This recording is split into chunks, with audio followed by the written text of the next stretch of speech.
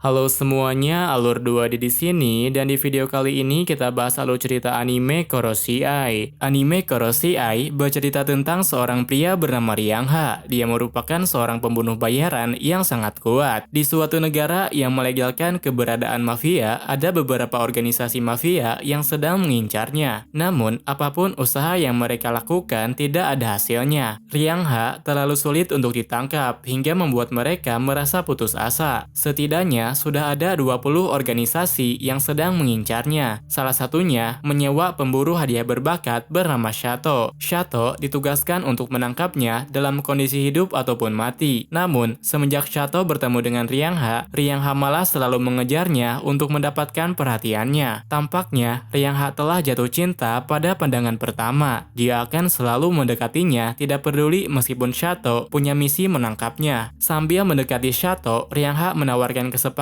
untuk bekerja sama, tapi syaratnya Shato harus berkencan dengannya pada malam Natal. Saat Natal telah tiba, Shato meminta cuti kepada bosnya. Dia akan menerima persyaratan untuk berkencan dengan Ryangha. Kencan itu bisa dibilang gagal total. Shato sama sekali tidak menikmatinya dan malah terlihat kesal sepanjang waktu. Walau begitu, Ryangha masih saja menggodanya. Lalu dia berhasil mengajaknya ke hotel dengan memberikan foto orang yang diincar oleh Shato. Namun, Shato mau pergi ke hotel itu hanyalah untuk membicarakan kesepakatan. Dia ingin mengetahui keberadaan orang yang telah dibunuh oleh Ryangha. Setelah itu, Shato memutuskan untuk pulang, sehingga mau tidak mau, Ryangha harus membatalkan pesanan hotel. Saat perjalanan pulang, bosnya Shato yang bernama Ritsuran melihat mereka berjalan berdua. Dia melihat kejadian di mana Ryangha sedang memeluk Shato. Ketika memeluknya, Ryangha sudah menduga kalau aroma Shato tidak mengganggunya. Shato berbeda dengan semua orang yang berbau busuk bagi dirinya. Selain Ritsuran, ada satu orang lagi yang memperhatikan Ryangha ketika sedang berkencan. Dia merupakan pria misterius yang sepertinya memiliki dendam terhadap Ryangha. Ryangha sempat menyadari keberadaan pria itu, tapi pria itu sudah tidak ada saat dia mencoba melihatnya. Ritsuran tidak percaya jika anak buahnya akan berhubungan dengan targetnya. Makanya, dia terlihat begitu depresi saat sedang memikirkannya. Keesokan harinya, Shato pergi ke tempat kejadian untuk mengambil mayat targetnya. Sementara Ryangha memberitahu lokasinya dari tempat yang berbeda. Di saat Shato sedang mengurus mayat itu, Ryangha akan membasmi organisasi yang mengincarnya. Organisasi tersebut merupakan organisasi yang menyewa Shato untuk menangkap Ryangha dengan bayaran paling tinggi. Dengan dimusnahkannya organisasi tersebut, maka misinya Shato menangkap Ryangha kini sudah berakhir. Sekarang Ryangha bisa lebih leluasa untuk mendekatinya. Namun, ketika Shato mengendarai mobil, dia mengalami kecelakaan karena diserang pria yang sebelumnya. Ryangha merasa ada yang aneh karena panggilannya tidak ada respon. Padahal, Shato selalu langsung menolak ketika Ryangha memanggilnya. Karena khawatir, dia pun segera pergi untuk mencarinya. Dalam kejadian itu, Shato masih bisa selamat, sedangkan cewek yang menumpang tertindih kursi bagian belakang. Ketika Shato akan menghubungi pihak kantor, tiba-tiba saja turun hujan. Pria bermotor yang tadi menyerangnya juga mencoba untuk mendekatinya. Saat itu, Shato langsung lari menjauhinya. Namun, dikarenakan tenaganya masih belum pulih, dia tidak bisa kabur darinya. Pada akhirnya, Shato terjatuh dan tidak bisa bergerak. Pria itu telah menendangnya dengan tendangan yang cukup keras. Di saat yang sama, Ryangha sudah sampai di tempat kejadian. Lalu dia mencoba menghubunginya lagi dengan harapan akan ada yang menjawab. Saat ada yang menjawab, Ryangha bisa memprediksi lokasi tempat ia berada. Dengan ini, maka Shato bisa ditemukan dan dibawa ke tempat aman.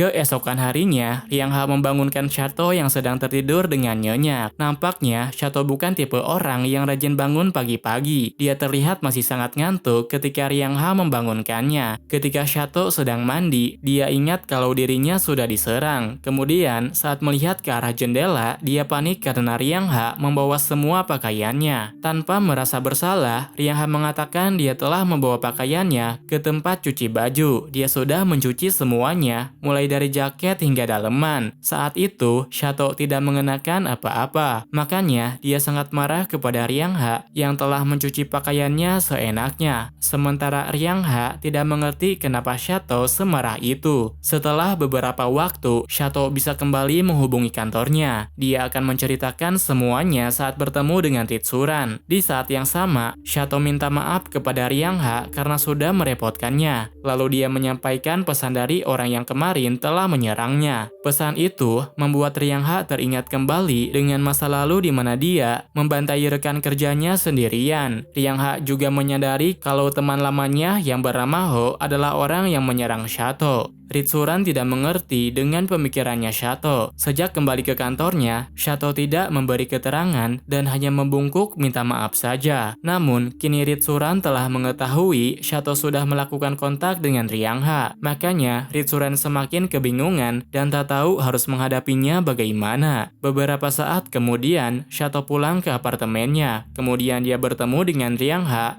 yang sedang menunggu kedatangannya. Shato bertanya kenapa dia ada di sini. Riang Ha menjawab hanya ingin menjenguknya. Shato tidak ingin dicemaskan olehnya, makanya dia menyuruh Riang Ha untuk pulang. Riang Ha tentu saja tidak mau pulang. Dia ingin masuk ke dalam karena sudah repot-repot membawakan makanan. Kalau dibiarkan, maka akan merepotkan tetangga. Oleh karenanya, Shato tidak punya pilihan selain mengizinkannya masuk ke dalam. Saat berada di dalam, Shato bilang kalau kantor sudah mengetahui hubungan mereka. Menurut Riang Ha, mungkin saja mereka akan memanfaatkannya atau menyingkirkan dirinya. Apapun pilihannya, mereka sama-sama punya resiko jika terus berhubungan.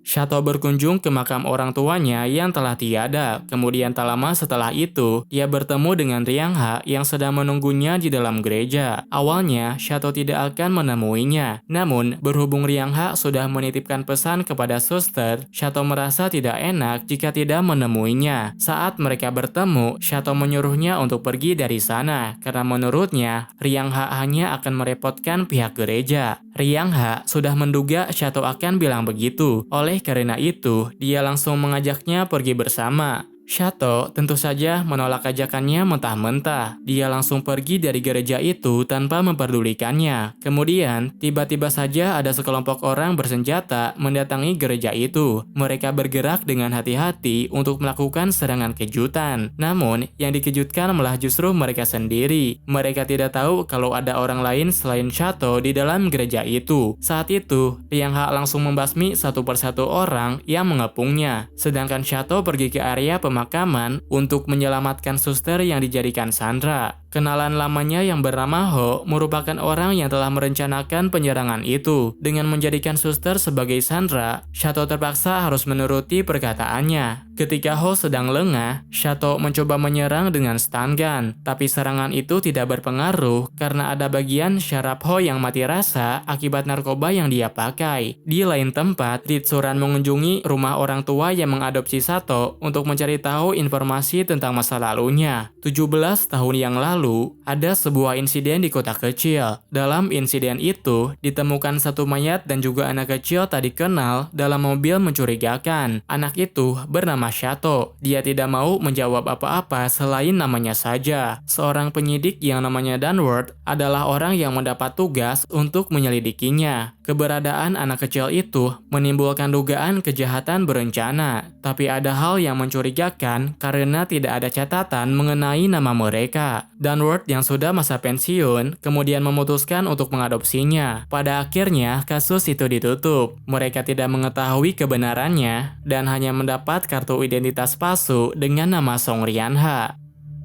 Dengan menjadikan Shato sebagai sandera, Ho dapat memancing Riang Ha untuk datang menemuinya. Dia tidak menyangka jika Riang Ha akan datang hanya untuk seorang sandera. Riang Ha bertanya di mana Shato berada. Daripada memberi informasi kepadanya, Ho memilih mendekatinya lalu menyerang dengan pisaunya. Dengan mudahnya, Riang Ha bisa menghindari serangan tersebut. Dia juga bisa melakukan serangan balasan dengan memakai pistolnya. Meskipun tubuhnya sudah dihujani oleh peluru, Ho Ho masih bisa bergerak. Dia terus melakukan perlawanan hingga akhir hidupnya. Di sisi lain, Shato dikurung di dalam mobil yang dipasangi bom. Dia beruntung bisa melarikan diri tepat sebelum bomnya meledak. Namun, karena kakinya terkena serpihan, Shato tidak bisa berjalan normal. Setelah Ho dikalahkan, Riang Ha segera datang ke tempat ledakan untuk menolong Shato. Setelah itu, Riang Ha tiba-tiba jatuh pingsan. Dia mengalami luka yang parah karena terkena tusukan. Shato tidak bisa membawa Riang Ha ke rumah sakit biasa. Makanya, dia membutuhkan bantuan temannya untuk mencari klinik tersembunyi. Tidak akan lama lagi, teman yang lainnya juga akan datang. Oleh karena itu, Shato menyuruh Riang Ha segera kabur, sedangkan dia sendiri akan berpura-pura ketiduran dan bilang tidak tahu apa-apa. Riang Ha bilang, Shato tak bisa terus mengelabui mereka. Riang Ha bisa saja membawanya pergi. Dengan begitu, dia bisa hidup lebih nyaman. Menanggapi perkataan tersebut, Shato hanya terdiam. Lalu diam-diam, dia menyentuh lukanya agar Riang Ha tidak mencemaskannya. Riang Ha tidak punya pilihan lain selain menurutinya. Tapi dia sangat senang karena Shato telah menyelamatkannya. Beberapa minggu setelahnya, Shato bermimpi ketika terlibat kejahatan di masa kecilnya. Kemudian Riang Ha menghubunginya untuk memberi kabar bahwa dia akan berwisata. Riang Ha sangat yakin kalau mereka akan segera bertemu lagi. Dalam pelayaran perdana kapal pesiar, Shato mendapat tugas mengawal orang penting sambil berbaur sebagai tamu. Kliennya itu merupakan Tipan yang mengembangkan bisnis pariwisata tingkat dunia. Dia memiliki relasi yang kuat dengan politik dan keuangan dunia, tapi juga memiliki banyak musuh yang ingin menyingkirkannya. Hal yang paling mengejutkan, orang itu adalah istrinya Ritsuran. Melihat Ritsuran yang sangat dekat dengan istrinya, Shato dan Jim dibuat jengkel oleh dirinya. Ketika Shato sedang sendirian, Riang Ha langsung mendekatinya. Untuk mencegah terjadinya keributan, Shato langsung membawanya pergi ke tempat yang sepi. Shato bertanya kenapa dia ada di sana. Riang Ha menjawab, mungkin saja dia adalah orang yang mengincar klien mereka. Setelah mengatakan itu, Shato tak bisa melepaskannya begitu saja. Di saat itulah, Riang Ha mengusulkan supaya Shato mengawasinya saja. Selama diawasi, Riang Ha tak akan berbuat apa-apa. Shato merasa jika dirinya hanya akan dipermainkan saja. Walau begitu, dia tetap menerima usulan untuk mengawasinya. Beberapa jam setelah berlayar, Shato berada di kamar yang sama dengan Riang Ha. Dari kejauhan, Ritsuran mengawasinya dengan memakai kamera pengawas. Sementara itu, Riang Ha menyuruh Shato untuk tidak mengawasinya terus-menerus. Awalnya, Shato tidak mau menurutinya. Lalu setelah Riang Ha bertanya apakah dia sulit tidur karena mimpi buruk, Shato langsung mencoba untuk berbaring di sofa. Karena tidak tahan, Riang Ha pun memaksanya untuk tidur di kasur. Dia berjanji tak akan berbuat apa-apa supaya Shato bisa istirahat dengan benar. Tujuan dalam misinya adalah mengawasi sambil berbaur bersama dengan tamu undangan. Tapi Shato malah terlihat mencolok karena memakai jas hitam sendirian. Riang Ha kemudian membantunya mencari pakaian. Mereka memilih gaun sederhana berwarna biru yang sangat cocok dengannya.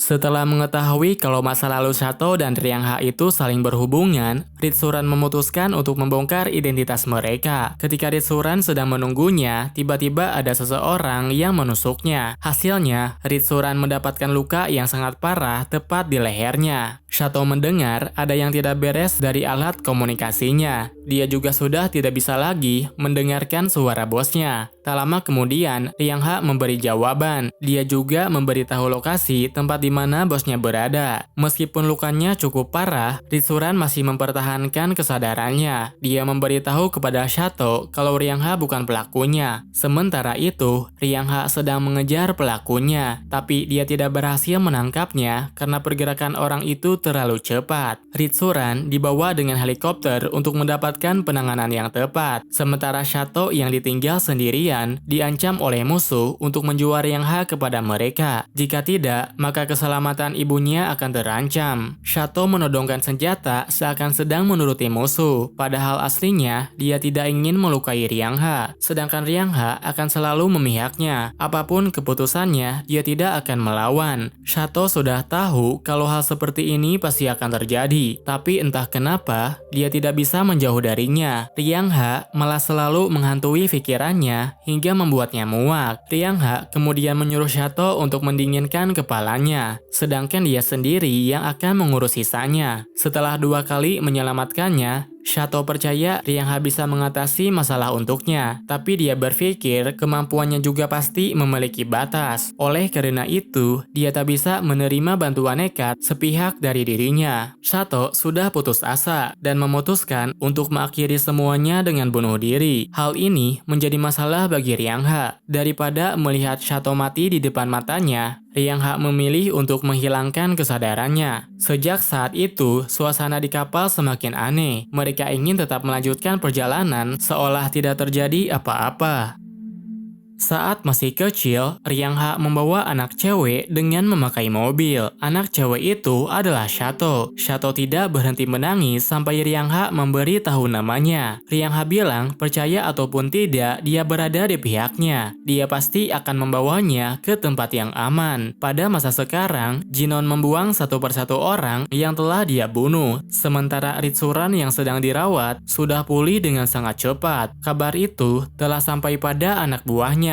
Jim sangat senang saat mendengar kabar gembira tersebut. Tapi tak lama kemudian ada seorang pengendara motor yang menembaknya. Pihak musuh melakukan itu agar mereka tidak mengganggu rencananya. Sesuai dengan kesepakatan, Riang Ha menyerahkan diri kepada Jinon. Dia mengikuti perkataannya tanpa ada niatan untuk melawan. Sedangkan untuk Shato disembunyikan di suatu tempat. Riang Ha takkan membiarkan pihak musuh menangkapnya dengan mudah. Nika adalah orang yang ditugaskan untuk mengantar Jinon dan sandranya. Dia sangat penasaran kenapa bosnya sangat ingin menemui Riang Ha. Makanya dia bertanya apakah Riang Ha mengetahui sesuatu. Riang Ha mengatakan dia mengetahui banyak hal, tapi tidak tahu mana yang benar. Selain itu, dia masih belum tahu nama bosnya. Nika kemudian memberitahu nama bosnya. Bosnya adalah seorang pria yang biasa dipanggil Doni. Untuk menanggapinya, Riang Ha bilang tidak mengenalnya. Hal ini membuat Nika marah. Dia tidak bisa mengontrol emosinya karena mustahil jika Riang Ha tidak mengenal bosnya. Di lain tempat, Jim berhasil menemukan Shato. Dia beruntung karena serangan sebelumnya tidak mengenainya. Kepalanya hanya terkena serpihan kaca dan tidak terlalu membahayakan. Di saat yang sama, pemotor yang sebelumnya tiba di kapal. Kali ini, dia akan menangkap Shato atas perintah dari bosnya. Sambil menodongkan pistol, pria itu perlahan mendekati Shato. Lalu ketika berada di dekat kaca, Jim langsung memecahkan kaca untuk mengalihkan perhatian. Dengan demikian, Shato bisa melawan dan mengalahkannya.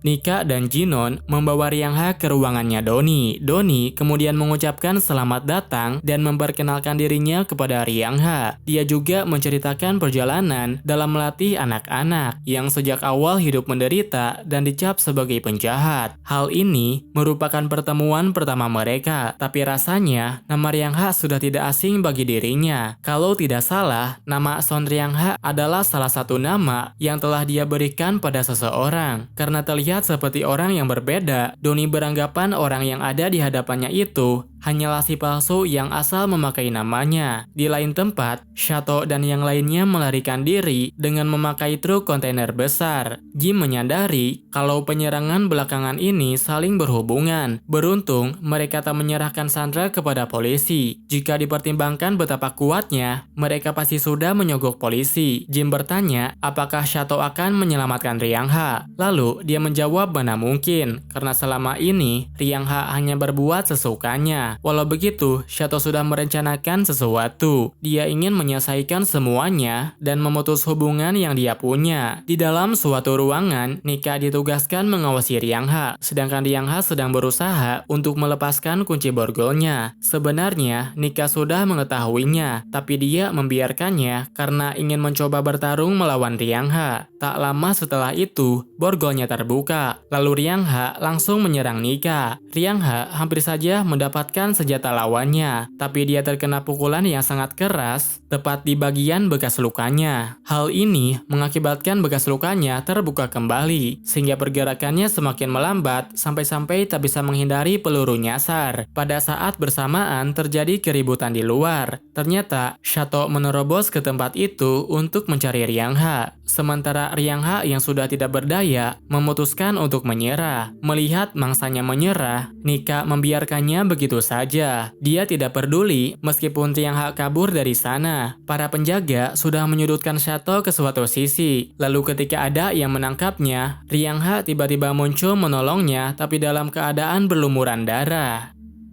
Riang Ha dan Shato melarikan diri, kemudian berakhir di tempat gelandangan. Seorang gelandangan di tempat itu sangat membantu mereka. Meskipun mereka sedikit membuat kegaduhan, dia tidak mempermasalahkannya. Di sisi lain, Nika menyesal karena sudah membiarkannya kabur. Untuk menebus kesalahannya, dia sendiri yang akan membunuhnya. Mengenai sasaran yang satunya lagi adalah sasaran yang sebenarnya. Mereka harus menangkap Shato karena dia merupakan anak kecil yang dulu dibiarkan lolos. Dengan memakai perban dan obat-obatan seadanya, Shato merawat lukanya. Riang Ha bilang seharusnya mereka sedang berkencan di atas kapal, tapi siapa sangka malah jadi merepotkan seorang gelandangan. Kalau dipikir kembali, Riang Ha pasti bisa kabur dengan mudah. Makanya Shato minta maaf karena sudah bertindak gegabah. Riang Ha sedikit menjahilinya. Dia menghukum Shato karena dia lebih menyukai terima kasih daripada permintaan maaf. Sebenarnya yang harus berterima kasih itu adalah Riang Ha, karena jika Shato tidak datang, dia pasti sudah mati putus asa.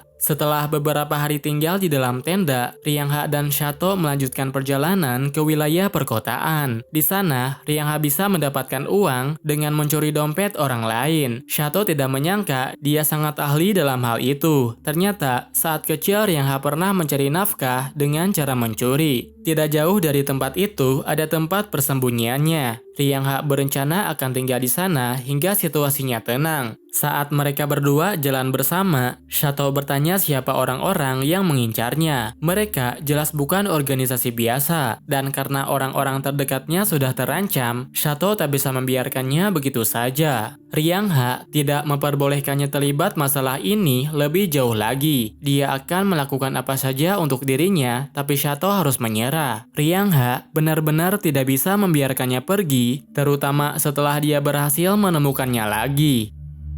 Jauh hari ketika Shato masih kecil, orang tuanya diincar oleh kelompok mafia. Sementara Song Rian Ha yang sebenarnya mendapatkan tugas dari Doni untuk menjadi pengawal seseorang. Saat itu, Riang Ha kebetulan menyelamatkan orang asing yang seusia dengannya. Orang itu jarang berbicara dan tidak pernah mengatakan nama dia yang sebenarnya. Setelah berhari-hari menginap di rumahnya, orang asing itu memutuskan untuk pergi saja. Kemudian saat mereka sampai di stasiun, tiba-tiba saja Riang Ha mendapat panggilan dari seseorang yang harus dia kawal. Namun, Riang Ha tidak sempat bertemu dengannya. Tapi keselamatan putrinya yang bernama Shato Noble dipercayakan kepadanya. Pada akhirnya, Riang Ha dan anak asing itu bekerja sama untuk membawa Shato ke tempat yang aman. Mereka berpergian menggunakan mobil dari hasil curian, sambil menginap di rumah orang yang sudah lama tak terpakai. Sampai saat itu, anak asing itu belum juga mengatakan namanya.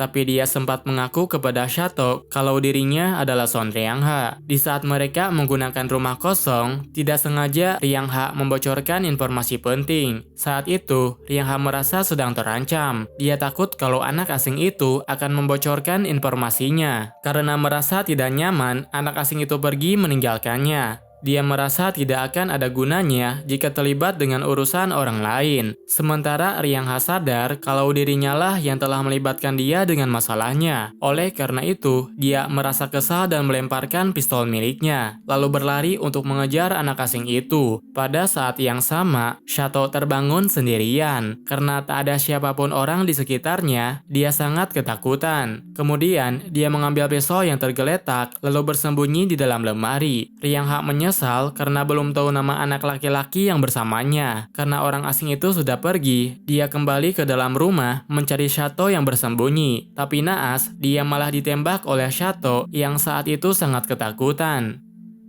Riang Ha dan temannya sama-sama bernasib sial. Setelah Riang Ha tertembak, sekarang giliran temannya dikepung oleh sekelompok orang. Untungnya, dia masih bisa melawan. Meskipun sudah babak belur, dia masih bisa bergerak untuk istirahat di rumah kosong. Sementara Riang Ha tak bisa membiarkan Shato ada di tempat itu. Dia berjuang membawa Shato semalaman meski lukanya sangat parah. Orang asing yang akhir-akhir ini bersama Riang Ha memiliki banyak nama. Dia selalu mengganti namanya setiap kali berpindah tempat. Seorang pria yang melihatnya pergi ke rumah kosong memanggil ambulan untuk menolongnya. Lalu beberapa hari setelahnya, dia terbangun di rumah sakit. Pada saat yang sama, datang seorang penyidik yang bertanya kepadanya. Sambil menunjukkan kartu identitas Riang Ha, penyidik itu bertanya apakah dia mengenalnya. Saat melihatnya, seketika dia tersentak dan bertanya pada penyidik itu di mana Riang Ha sekarang. Penyidik itu bilang Riang Ha telah meninggal. Makanya, dia diperingatkan untuk melupakan Riang Ha dan anak kecil yang bersamanya. Anak itu tentu saja tak bisa melupakan orang yang menyelamatkannya. Dia memutuskan memakai namanya untuk dirinya sendiri. Kembali ke masa sekarang, Shato terbangun setelah pingsan seharian. Dia terbangun di tempat persembunyian yang terletak di tengah permukiman. Riang Ha kemudian memberi minuman, tapi Shato malah meresponnya dengan memegang wajahnya. Seketika, dia jadi lebih emosional. Shato bilang dia pernah membunuh orang bernama Song Rian Ha. Shato bertanya kenapa dia sudah berbohong dan mendekatinya serta memakai nama itu. Riang Ha kemudian menenangkannya dengan cara memeluknya. Pada akhirnya, dia mengerti alasan Shato tidak dapat menjauhinya. Dia bersyukur karena tidak semuanya dilupakan. Setelah melakukan berbagai hal yang memalukan, Shato bertanya kepada Riang Ha berapa biaya untuk menyewanya. Meski dilarang berurusan dengan kelompok Dani, dia tetap meminta bantuan supaya orang terdekatnya bisa aman. Riang Ha bilang jika ingin membuat kesepakatan, dia harus menyiapkan dirinya. Sedangkan untuk jumlah bayarannya, Shato harus memikirkan sendiri yang bisa membuat Riang Ha puas.